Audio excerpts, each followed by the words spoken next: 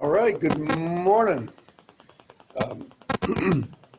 For those of you online, the share screen is going to look blank, like gray, for a little while because we have a report before we get into the class notes today. So Anna, you're ready, right, for today? Would you rather sit there or do you want to use the pulpit? Huh? Hey, I'll let you sit down. I'll give you the mic here so that everybody can hear you. We'll have a word of prayer and we'll get underway. Thank you, Father, for another class. Thank you for the privilege of studying another angle of cultural anthropology. Thank you for Anna, and I pray that as she shares that you would be honored and make her a blessing, and that some of the things that she shares would be helpful and practical as we implement these principles in our ministries. Give you thanks in Jesus' name. All right, so Anna, I am going to take this off and hand it to you.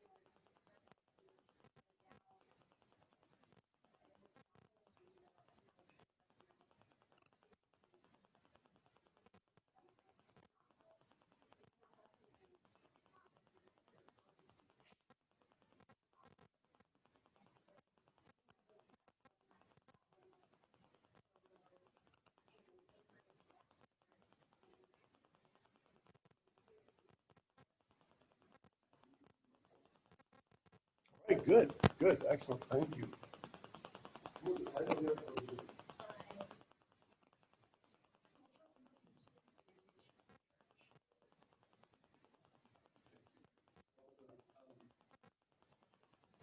It is amazing that Jesus' work done, all of the cultural implications, things that are going on in our world, all the struggles. If some of you were in prayer band last night, Andrew talked about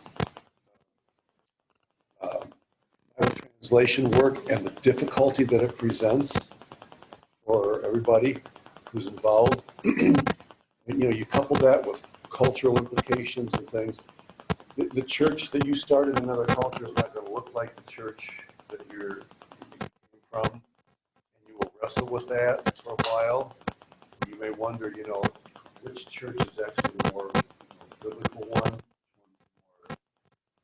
more New Testament looking church, and you may be asking the wrong question, because the fact is the New Testament church started in a particular part of the world, in a particular culture of the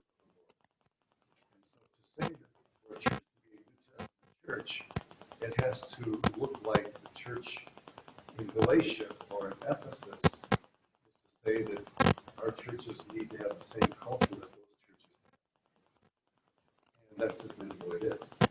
So it's incredible indeed that God is getting his work done with all these packages that we take with us. Very well done, thank you. All right, Kenzie, you're on next time, right? For Thursday? All right. And who's on a week from today? Is that going to be Olivia? Okay, you're on a week from today, all right. So Kenzie's doing Do Missionaries Destroy Cultures, and then Olivia, the Viable Missionary. Good, good, good, good. All right, interesting subject coming up today. So let me get be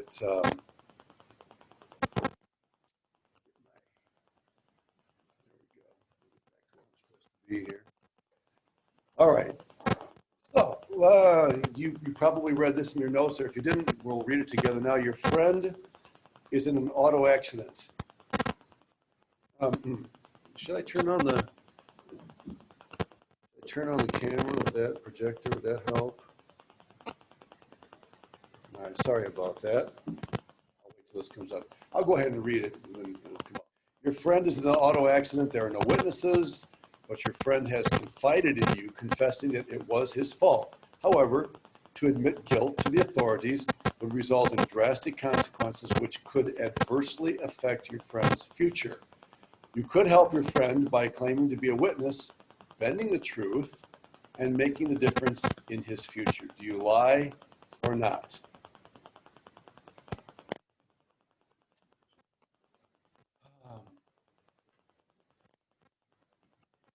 Pausing to wait and see if this. Yeah. We were missing a little bit from last time, weren't we? Thank you. Okay. So I'm trying to figure out why this projector isn't doing what. Hmm. Hmm. Hmm. Hmm.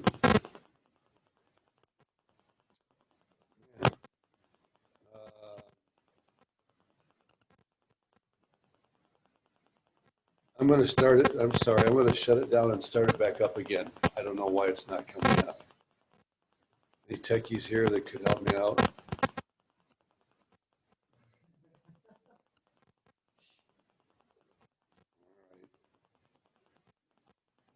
All right. Well, let's fill in. Thank you for reminding me, Liz. Was it just number 10? Okay. All right. So talking about lifestyle, yeah. Number 10, how can we use this understanding in our travels, relationships, and work? All right. A, if you're interacting with a being culture, so let's say you come from a culture like ours, very much a doing culture, and you're in a more relaxed being culture, one, discover who people are beyond their work. And then, in other words, don't begin by asking them about what they do for a living. Ask them about family, ask them about their neighborhoods, or something about their country, right? Then two, recognize the presence of a more indirect communication style. So be careful about asking direct questions. In a lot of these cultures, the being cultures, direct questions can be intimidating, okay? All right, hang on, there's gotta be a source. Just a minute.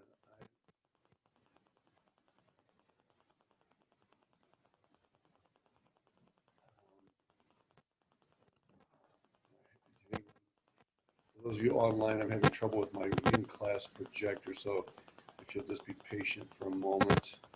Let me see if I can figure out what's happening. The video, let's see.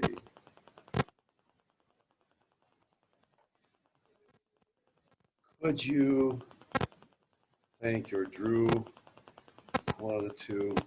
Yeah, thank you for that. It's probably something really, really, really super simple. That's why I can't figure it out. All right, let's fill in these other blanks then from the last one. All right, letter B, when you're interacting with a doing culture. So this would be somebody coming from a being culture and living in a culture like ours. Number one, provide feedback on performance. In other words, a person that's coming from a doing culture needs to learn to enter into conversation that has something to do with the person's work and what with their employment. Even though it may seem really impersonal, it's important in a doing culture, okay? And then number two, recognize the presence of a more direct, blunt communication style. Which do you think is harder? Somebody who's used to being blunt, being a little bit more indirect, or somebody that's used to being a little more indirect, being more blunt? Yeah.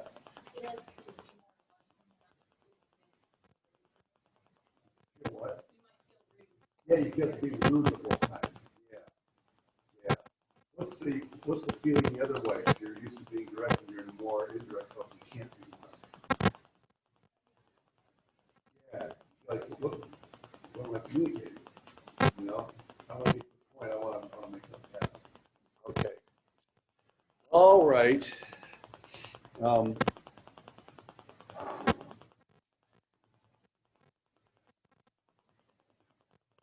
so that finishes up those notes. All right. Well, while we're waiting, let's go back to this question. You have it in front of you, right? In your notes there. Okay. So respond to me about this little case study.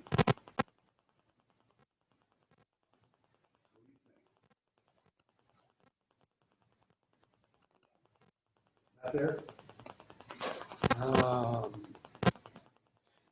Well, think about that for a minute. There has to be.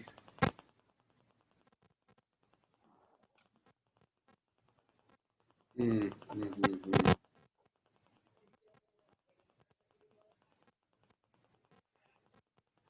I'm thinking the setting.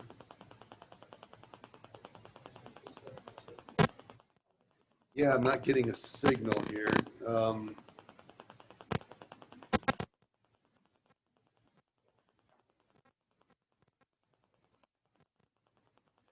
This,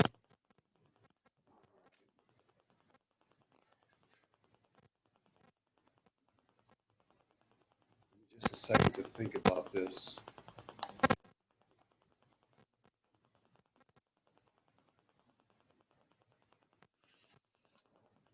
Can I, okay, there's not a, all right. Again, online students, forgive me, I'm going to stand on the table here. I think the settings up there.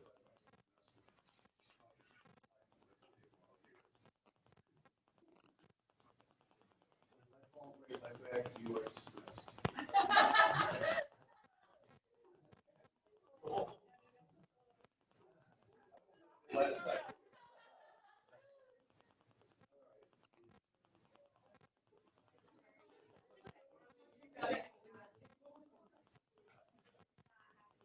There's a source button here. I need somebody with eyes.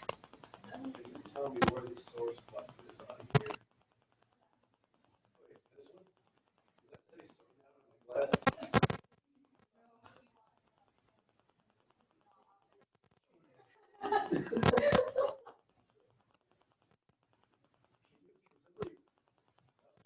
Guys,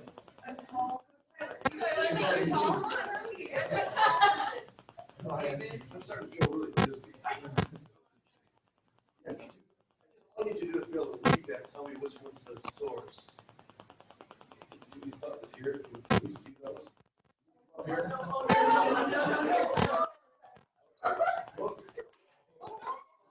What did that just do?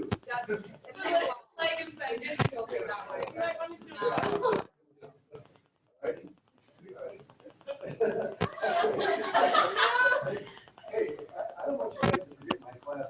I don't do anything necessary. Wow, that's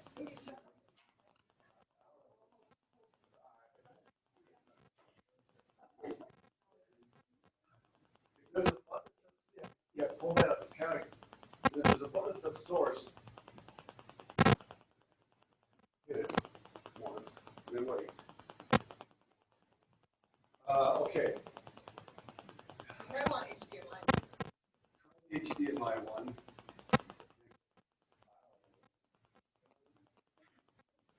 Hit it again. Okay.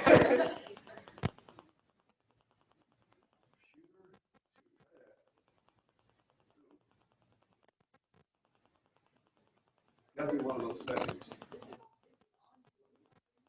Yeah, this is recording this.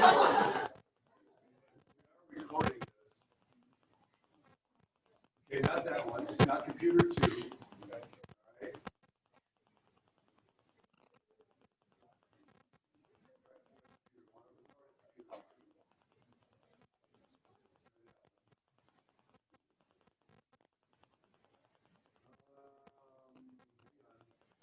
Not that one. Try HDMI 1. It skips it. Try that. Try that. Not that. Try HDMI 2.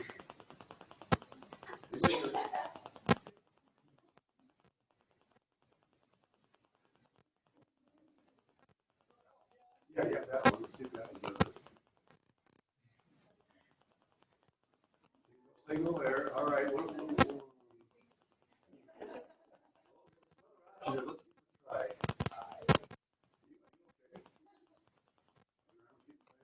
Try the USB. I don't know. I wouldn't expect that. Try that. Try that one.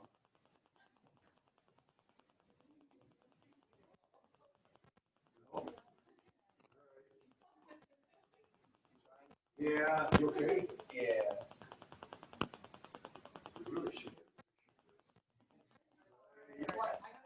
land. Try to land. That next to land. There. I'll see if that one.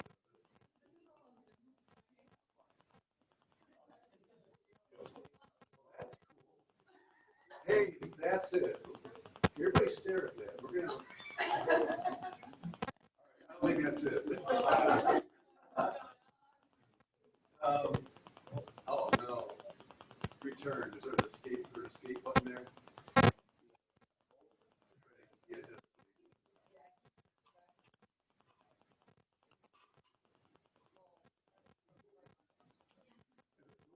Tried yet? HDT.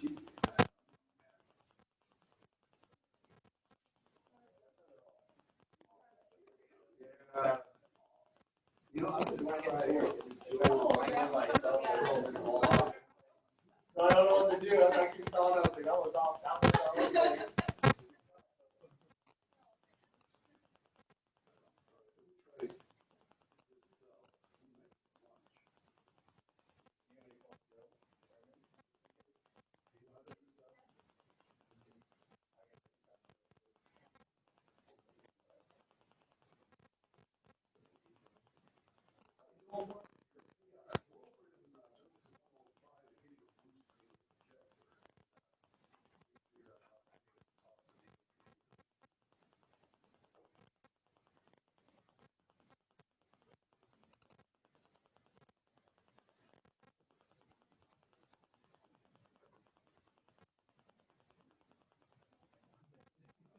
You know, back and try to hit source button and try to study source. No signal.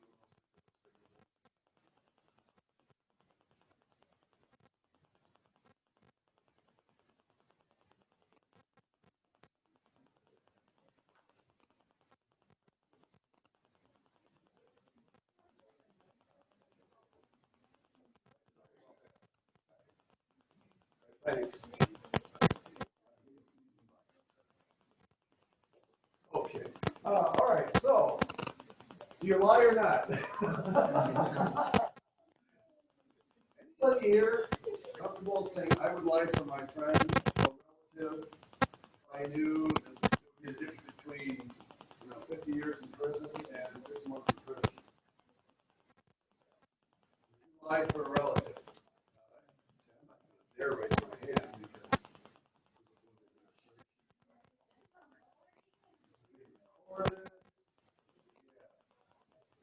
Okay, I'm guessing that your knee-jerk reaction, probably your heart-jerk reaction, is I can't do that. And I hope that would be your reaction. But having said that, I'm going to make a statement that may sound a little bit strange. There are cultures where genuine, born-again, devoted Christians not necessarily categorically answer that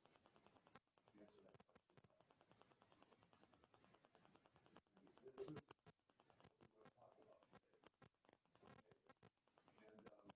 what I'm going to do until we get, because I have some things on the screen that I want to show you that are extra. They're not in the notes. So what we'll do is just work our way through the notes, and then I'll go back and supplement.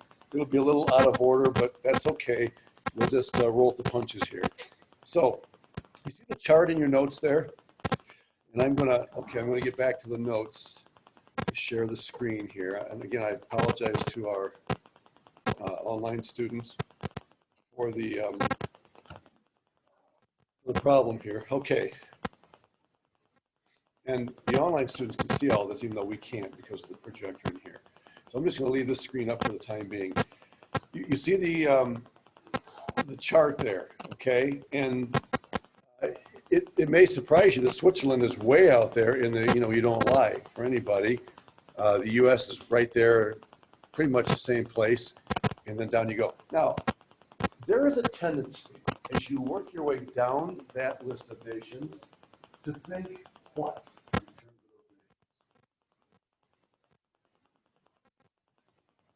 Natural reaction when you start observing those nations and follow the chart.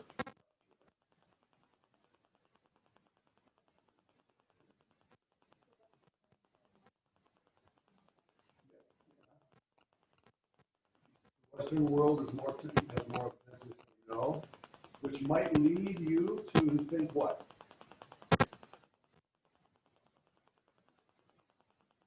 Throw it out there for you. The more non-Western, the more corrupt. I'm going to make a stereotypical blanket statement. Right? The farther you get away from the West, the closer you get to corruption. The more people will lie. You can't trust them. Hi, thank you. I'm so sorry to call you over here. We're having fun. We really are. We were up on the Tyler and I were up on the table together, and so would you agree or disagree with that statement? The farther you get from the West, the more corrupt cultures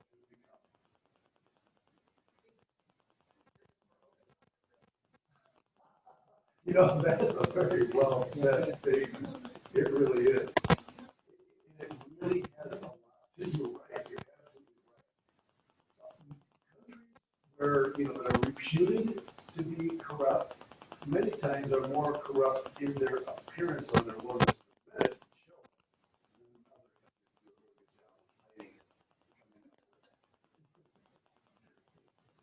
Now, these are all stereotypical statements. I get you. Anybody else want to contribute to that? Yes.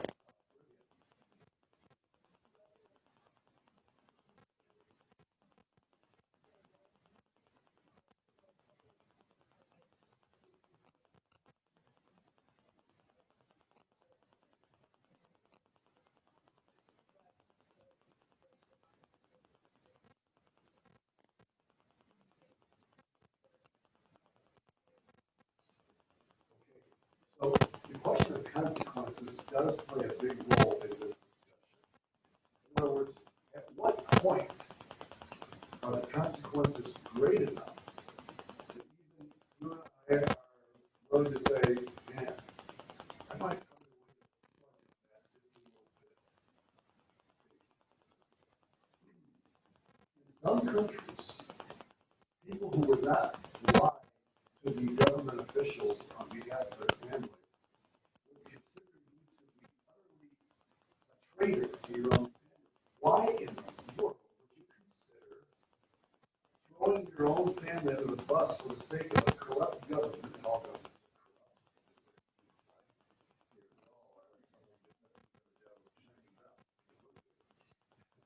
are corrupt. But why would you dare throw your own family under the bus for the sake of a corrupt government? Doesn't give a rip about your family in the first place. They lie to each other than that everybody else. You're going to sacrifice the people closest to you? Tell the truth to them? I'm taking their side. I'm throwing the question back to you.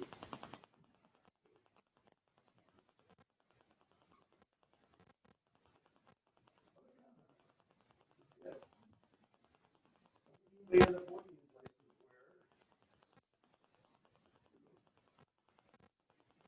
where this type of thing is considered not only acceptable, but even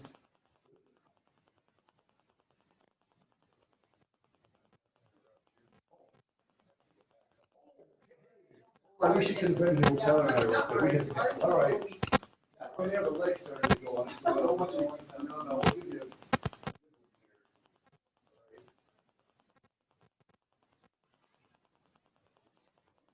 To learn anthropology is to adjust, right? So we are adjusting.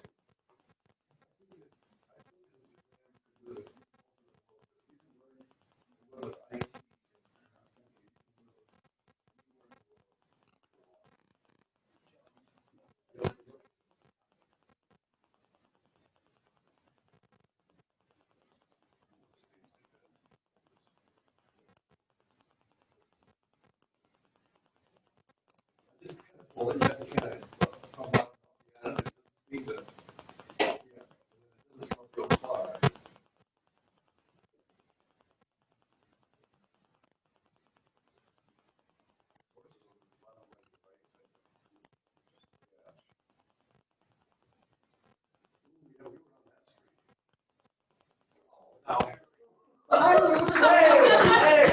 Hey, I'm disappointed in everybody. You were a good friend of mine too. Thanks. I appreciate it. It was a combination of things. That equipment is here. Oh, It's okay. probably I take why- back everything I said about you. All right. Yeah. Okay. Thanks so much, Joel. Appreciate your help on that. All right. So anybody else want to comment on that? We're gonna, yes. Go ahead, Becca. I think also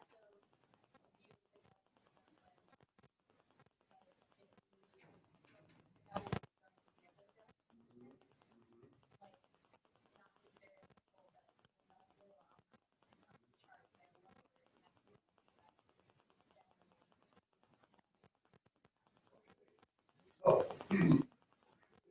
anticipated consequences has a lot to do with this. If you suspect that your government's just, gonna whoever the authority is in the situation, your family authority can be your boss, your work, teacher. Anybody here ever tried to pull something like that? So, yeah, so consequences doesn't, so you mentioned, Olivia, the point of, but from a different angle. You're asking what are the consequences on the person that I am either going to lie for or not lie for. I guess I think you're looking at it more from the authority's viewpoint. Or are they going to react to that?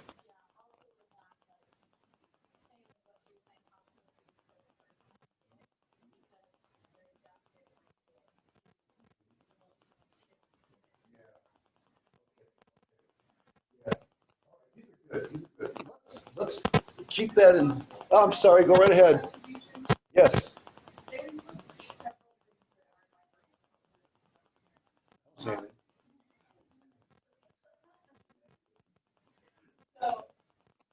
the thing that I have the hardest, I think that statement of the further you get from the west, the more trust and stuff like that. I actually think I have a hard time with the idea of further from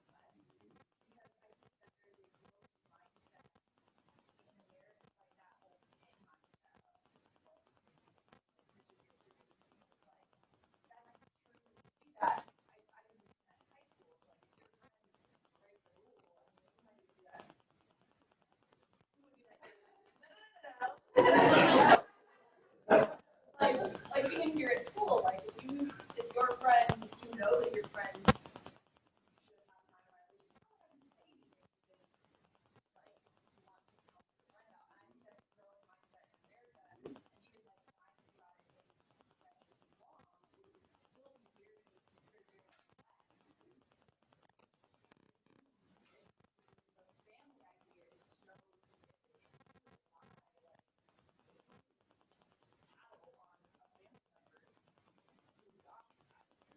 I think it's like so I'm more really in the idea of further to the west because I think it's growing within what we say we see is less of this mindset of the collectivist mindset versus like Remember, quite a big element in every society. It may be bigger or smaller in some cases, but nobody's exempt from this. Nobody's totally exempt. And maybe stereotypical statements, and I'm doing that on purpose just to keep the discussion rolling, but yeah, you're right. Okay. Anybody else want to chime in on that before we move on? We probably should try to get moving on the notes here. So let me, okay, about to redo the screen share here. It'll be that screen. I'm sharing it, and I am. Hang on. Okay.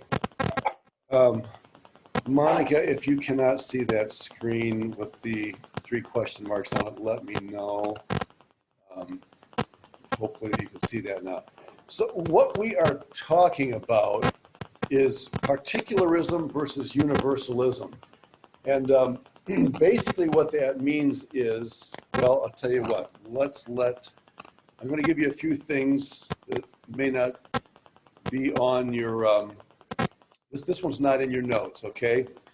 Universalism basically says there are rules for everybody. We don't care who you are, how rich or poor you are, what color you are, what neighborhood you come from, what social status you have, what contribution your family has made to this society. Rules are for everybody, period. So, policeman pulls over a state senator, okay? Is he going to give him a ticket or not? Well, according to this mindset, doesn't matter if he's a state senator, okay? Universalism says, well, rules apply differently depending on social status or relationship. In some cultures, to give the senator the same ticket you give to anybody else is to undermine the image of civil authorities and thus to do damage to the well-being of the culture. So you protect those who are in authority in order to protect the image and function of the government. Okay? That sort of thing happens. Here's another very similar to the one you saw, but there's a few other countries here that weren't in the other one, but you can still see Switzerland way. Down at the bottom, no, we would not. And the U.S. Right next to it. See how that looks. All right. But again, I'm going to encourage you to be very careful about drawing conclusions based on a bar graph. Okay? So, here's where we're back to the notes. Introducing the culture dimension of rules. On your notes, universalism, there are rules for everyone, and no one is permitted to ignore them. Particularism, we have special obligations to people we know. which supersede legal obligations. Now, I want you to pay attention to this. Notice the word obligations here. In some cultures, more important than the law itself is the obligation that I have to people who are related to those laws. Okay? Does that make sense? In the case of this guy that's being asked to lie for his friend, he's asking himself, what is my obligation to the law and what is my obligation to my friend? And when he weighs those two obligations in his mind, he realizes that he is not going to be able to satisfy both obligations. One is going to have to be surrendered. In the Western culture, by and large, we say we surrender our obligation to satisfy the law because we are commanded by Scripture to submit to civil authority. Whereas in some other cultures that are very collectivistic, my obligation to my friend or my family is higher than my obligation to the government. Therefore, before God.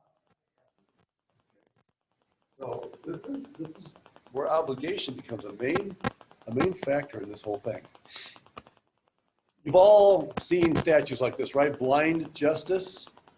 Okay. And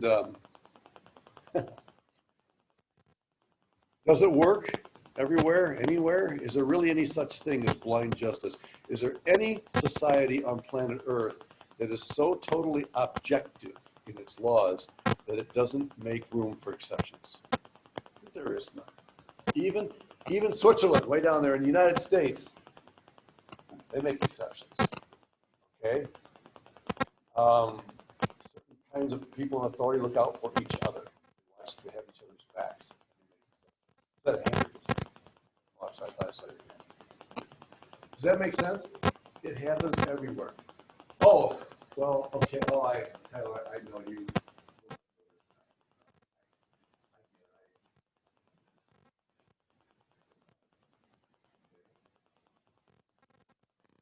And of course, the question arises, is that right? Is the law to be considered so airtight that there are no possibilities of any exceptions? How many of you have done that sort of thing? Maybe some along the line, you have created some wiggle room in a situation where you could have your friendship, family relationship, some of the factor is I'm surprised if somebody in this room never.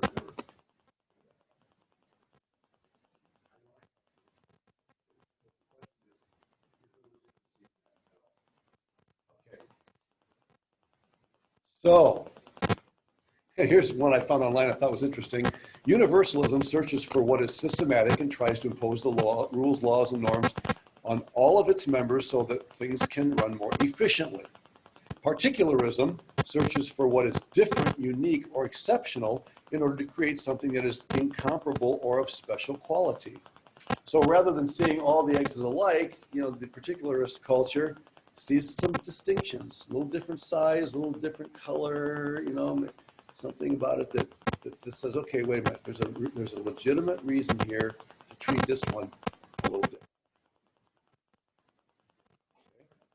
And there's a website, there are all kinds of websites. Just put it on a search engine, universalism, particularism, and you'll be spending the rest of your day looking at stuff. Okay, characteristics. This is at the bottom of your page here, all right? Universalism, you see these, you can go ahead and fill these in. The focus is primarily on rules. In other words, excuse me, the rules themselves rule. Not to be redundant, but the rules rule, okay? Legal contracts are readily drawn up. And when you sign a legal contract, it's binding. You sign it. Remember Reverend Bill Jenkins talking last week about the handshake in Wyoming or Montana, probably Wyoming as well, right? So the handshake is just like signing your name, or the verbal yes or whatever, okay? And that's binding. A trustworthy person honors his or her word or contract. There is only one truth or reality, and it's what's stated in the contract. There's no room to add other things, or, it's kind of like in a business meeting, I move that, I second the motion, discussion, somebody says, well, I'd like to add something. What do? I propose an amendment. We amend the motion, and then you go back and you vote on the amendment, you vote on the original motion. Everything has to be just so, all right? And a deal is a deal. Hey, you signed it, man. What's your complaint? Well, there was small print. Well, yeah, but did you read the small print? Whoever reads the small print, I can't even see it anymore. Particularism.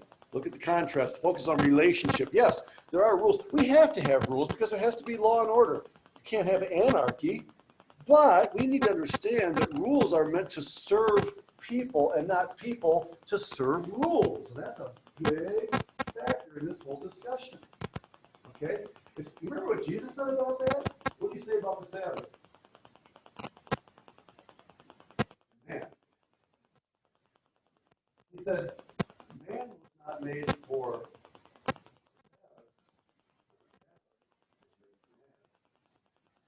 what context do you say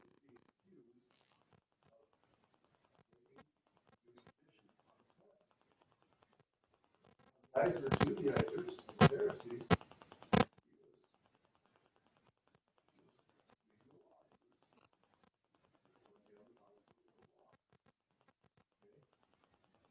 Most of that was just the traditions that weren't actually stated in the Jewish law. All right, oops, I'm sorry, let me back up. There was something else there. Yeah, legal contracts are readily modified. Okay, we signed it, but when we signed it, the situation was like this. We understand that life changes, circumstances change, and so therefore we can modify this and make some changes. Okay? Man, if there's one thing we've all learned from COVID, it's how to do that. Everything's changing. I still remember last year, we got back from, you were here, got back from spring break, and Nurse Nyhart's up there saying, now here's how you wash your hands, all that at chapel on Monday morning and Monday night. Dr. Jim's up there saying, we're going home. Just like that. Things change. A trustworthy person acknowledges that circumstances change. And there may be several perspectives on reality. Not everybody's going to interpret the contract that you just signed the same way. Well, here, to me, this sentence means this. Somebody else says, well, I took it this way. Well, who gets to say which interpretation? Who gets to say which reading and rendering of the contract or the Constitution is the one we should follow? Because as you know, language is not totally exact. Even Scripture, what keeps us from misinterpreting Scripture? We have other Scripture.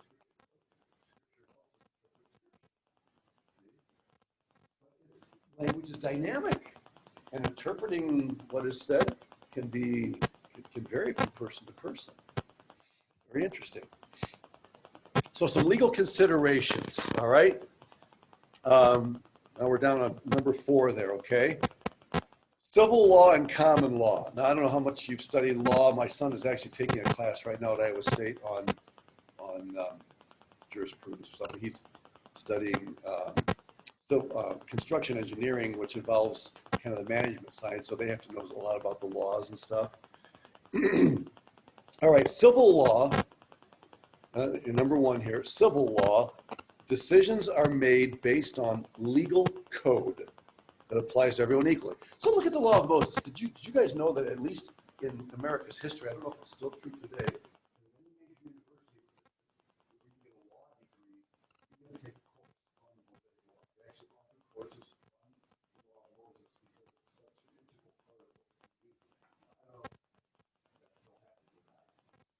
I guess they probably still give it consideration, not because they believe it's inspired word, because it does offer a lot of good guidelines for legal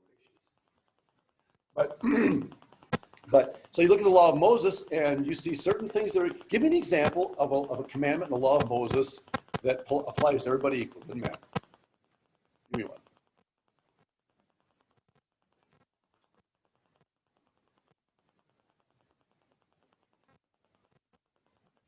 Some commandment in the law of Moses. Don't kill. Just take the Decalogue, the 10 Commandments.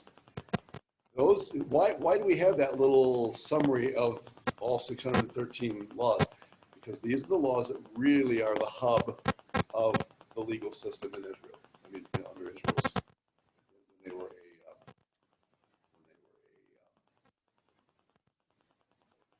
theocracy. Two, then there's this thing called common law, okay? Decisions are made based on precedents.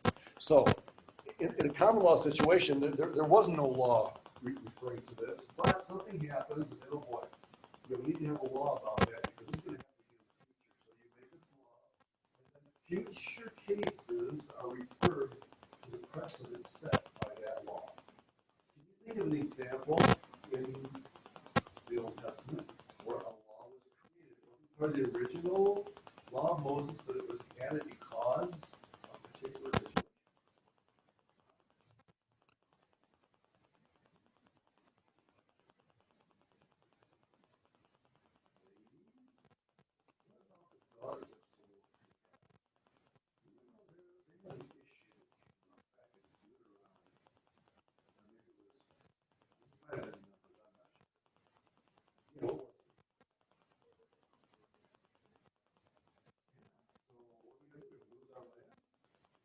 What did Moses do?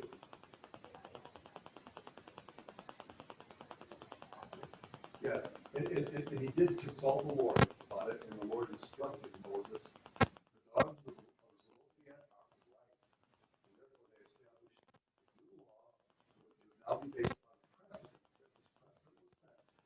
That there's no male survivor, this goes to the man. I think it goes to the nearest one. Yeah.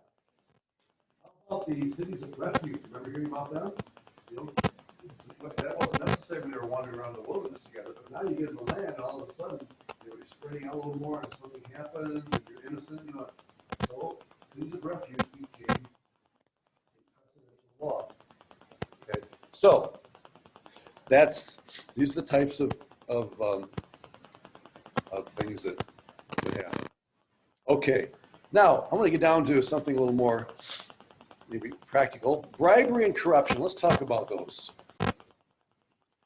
Right?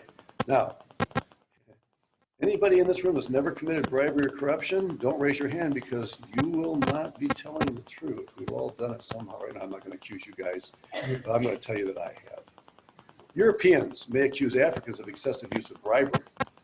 You know, certain cultures in the world that do, we so easily just, oh yeah, you go there, everything's bribed. But the African leaders turn around and say that the Europeans have been corrupt in providing arms and aid to the countries that benefit them. Mm-hmm. See? Tit for tat. It's a two-way street. Yeah. What is the difference between a bribe and a tip, or is there? Anybody here ever worked as a server? Tip. Could we call it a bribe?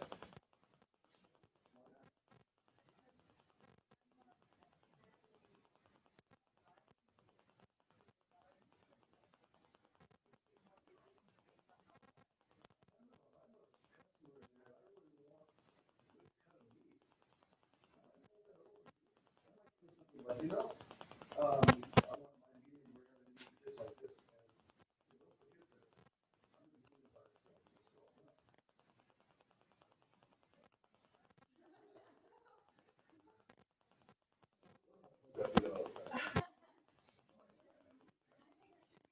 I'm the meeting by itself.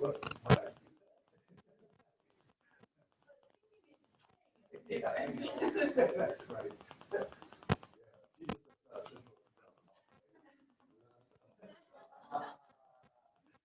This discussion can go a lot of directions. Yeah, no, you're right. You're right. It is. Tell me what makes a tip legitimate.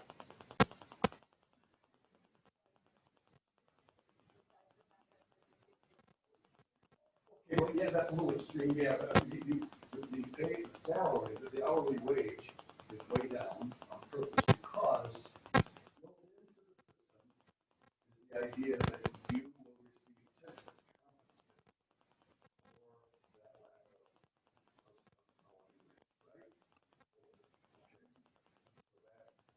knowing, right? And everybody understands understands that. It's part of the contract, when you're hired, you know, and people come in, expected to top.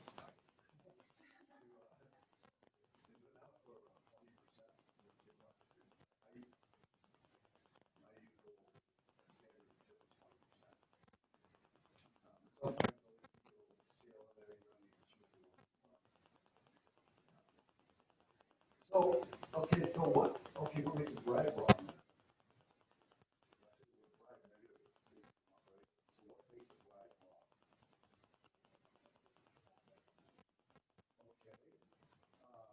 So maybe a form of manipulation. You get somebody to do something extra, it's, you know, not part of the deal, because the bride's not paying the bill. That's what kind of, that's good.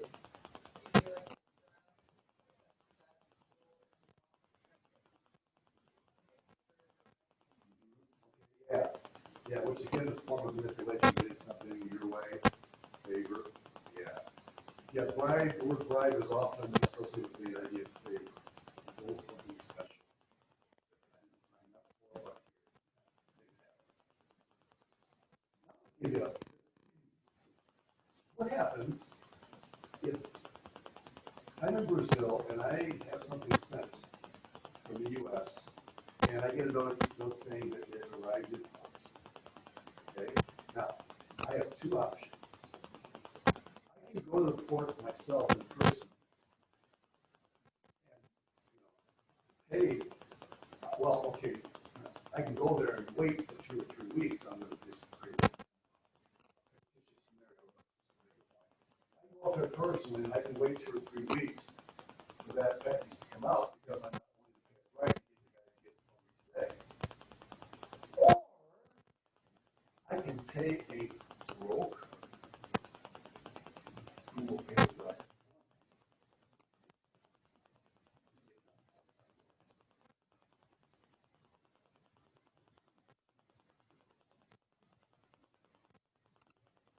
Am I bribing indirectly by paying the broker to get it out?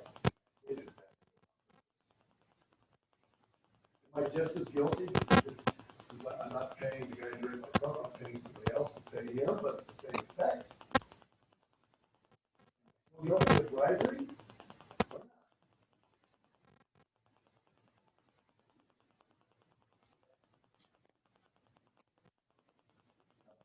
Any bribery indirectly making myself look good, I'm staying away from it, I'm one person removed from it, so I'm clean.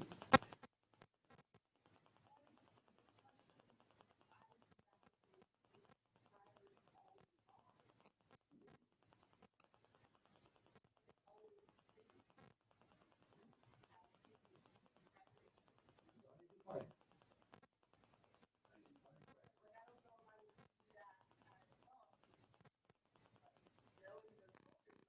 Then I get it unless you do that. In those cultures, you're right, Jerry, in those cultures, the broker is recognized as a legitimate profession, legitimate line of work in order to accomplish getting some goods out of customers. It is not you. If I want to do it directly, I'm going to have to pay a whole lot more. But I can get it. He knows how to do it. Now, are there gray areas in the whole thing? Yeah, there are some gray areas. But I think in principle, when you use bribery as paying for something that I'm really not entitled to, but I gotta get something that person is not even supposed to do, but does because I accept under your table. Now we have a definite more problem. When we have a broker there who's recognized on both sides of the equation that is a legitimate intermediary in the transaction. It is a different ball of wax. It really is. It's not viewed as bribery. It's viewed as a professional who is helping you facilitate getting your goods out. That makes sense, everybody? There are gray areas sometimes, okay? And this is not, I don't want you to walk out there thinking it's all black and white. It's not. There are times when it's very challenging to know. Let me give you an illustration or two here. Let's see here. All right. Well, here, how is a restaurant server who receives a tip different from an underpaid police officer who receives a bribe? You say that, you don't get much of a salary because you're expected to make it up with tips. Well, there are cultures in this world where the police make very low salaries because everybody knows that people are going to give them tips, bribes, in order to get out of getting a ticket. And so they, in other words, bribery is actually encouraged in those cultures because everybody knows it's going to happen anyway, so let's just make the salary lower and let the bribes go in the rest of their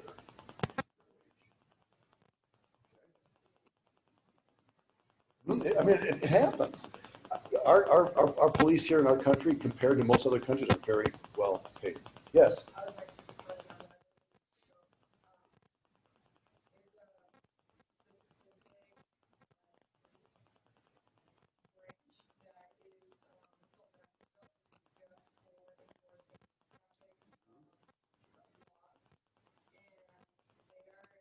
enforcing traffic laws, and they're definitely not going to take you back. If you're going to get stopped, you don't want a ticket.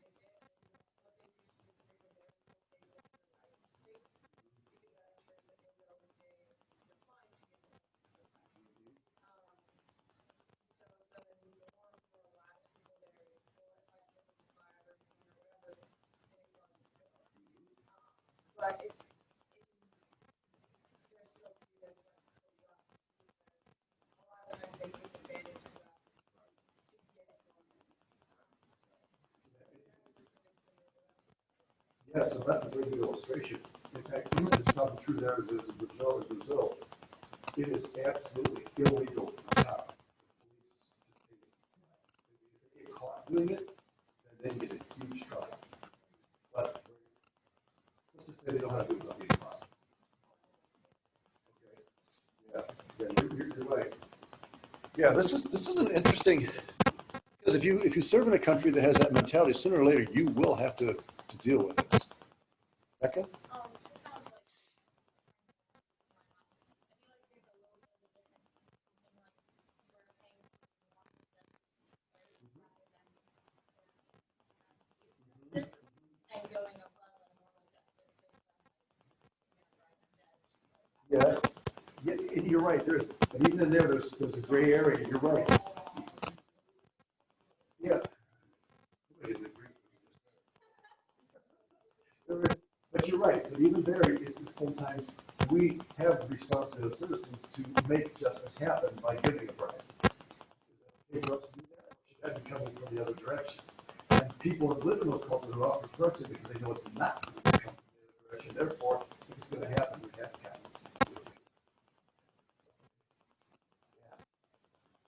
Quite fascinating. Universals often pay others to bribe for them. Yeah, okay, we talked about that. So, I think we've pretty much discussed that there is a difference between a legitimate tip because it's built into the system. Everybody understands it. Oh man, this is really, Brazilian coffee is so good. It's so good. Dr. Little just made some coffee today. He has a call it a roaster. He brought some to my wife. Now, you guys, you've been to all these Bustelo.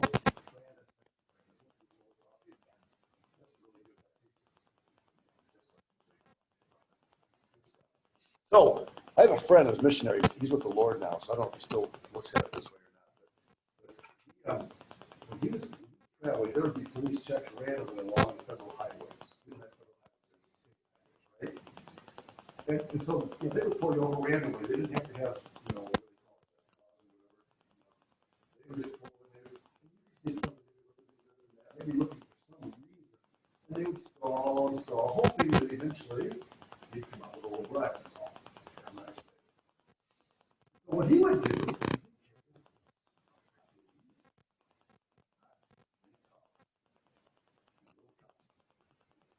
he pulled over by the police. He said, "Can I give you thanks, hey, yes, hey, off you go." We bribe the cop or not? Is it money or could it be coffee? Does it matter?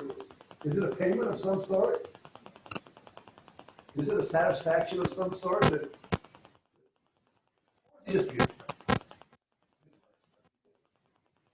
showing respect for the couple. You're hard worker. Here, have a cup of coffee.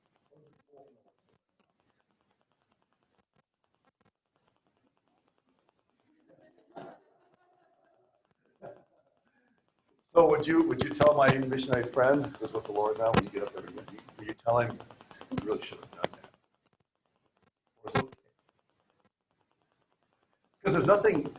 I don't think the Brazilian law would tell a cop that he can't receive a cup of coffee from somebody. Money, because money is federal property. Coffee is mine. Just trying to get you to think. This isn't as clean and neat and black and white as we sometimes would like to think it is. Here's a good one. We build a church. Now, this is not my church. This is somebody else's. And in order to function in the church, we have to have this Anthropology, these things that which basically you put on the wall of the church that says you've met the requirements of City Hall, so you can assemble here. Okay? But in order to have this Anthropology sign and put up, you have to meet certain criteria. Well, I went down to City Hall as a good missionary, and I said, what do I need to do in order to fulfill the requirements? This was about 12 to 15 things. My builder, what do you guys remember about church?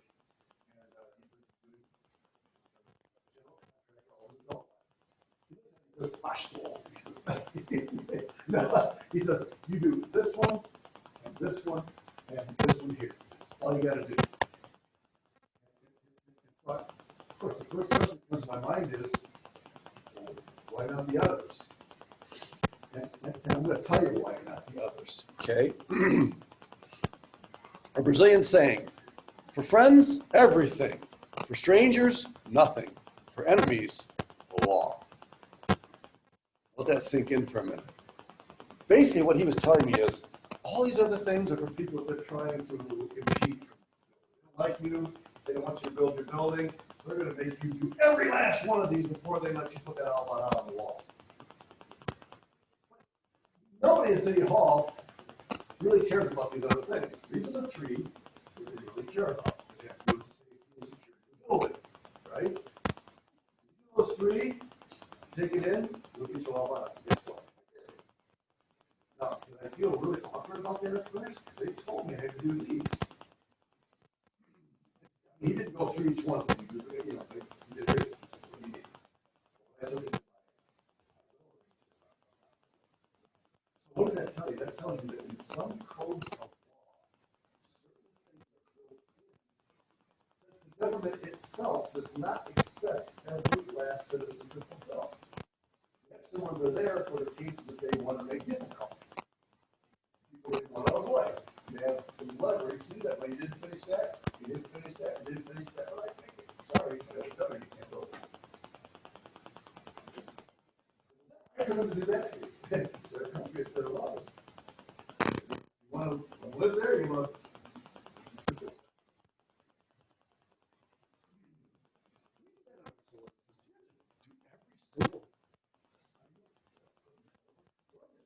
because I want to get at some students about that.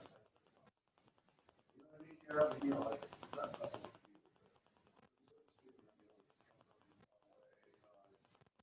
oh, but, you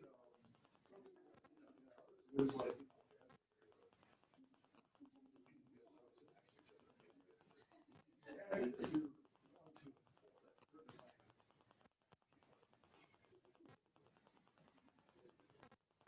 I don't think anybody looks at their syllabus is that way around here. All right, what time is it there? 12:11. All right. Boy, you know, I'm not going to spend a lot of time on these. Tourist prices versus prices for locals, the great tourism ripoff. This article is complaining about charging tourists exorbitant amounts when if you were a citizen there, you could go for a tenth of the price. But the counter argument is if they don't make the prices lower for the local people, they won't ever be able to go and enjoy the historical artifacts of their own country. And the fact is, tourists are able to pay more, and they should be expected to. The first guy we called was pastor of our church in Brazil. Great guy. In fact, he died of COVID at 47 3 months ago. Yeah, his wife was not doing really well, but not COVID. Sad situation. that had a job up at Fort Lays on the coast there in Main City. And he worked at a place that sold all kinds of things for tourists for free. Right there in the tourist part of Fort Lays. And they had two tabelas. I don't know if they use the word tabela in Spanish. It's two price lists. You go there, they don't put prices on everything. They have a price list. You ask them, they pull it out. Is the American coming? You pull out the price list number 2. They come, you pull out the price list number 1. And my first reaction is, that's not fair. And I got to thinking, do they not have the right to decide who they're going to charge what? They try to do that in our country. You try charging by ethnicity or by nationality. Ooh.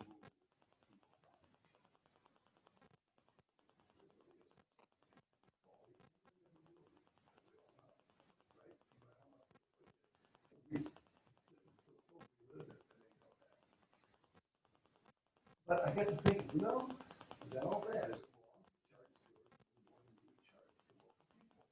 Why? It's their goods, and they can decide how they want to disperse them and charge people for that. They have a right to do that. It's not a particularist approach to sales. It's not a universalist approach. It's a very particularist approach. Okay, and then here's another one. I'm not even going to read that. Okay, I'm going to save these references for next class period. So, Liz, if you'll remind me again Thursday, right, that we didn't quite finish. In fact, we got a long way to go, don't we, on filling in notes. We'll make it sooner or later. All right, thank you. And again, I apologize for the delays and things, but God knows. Have a good day.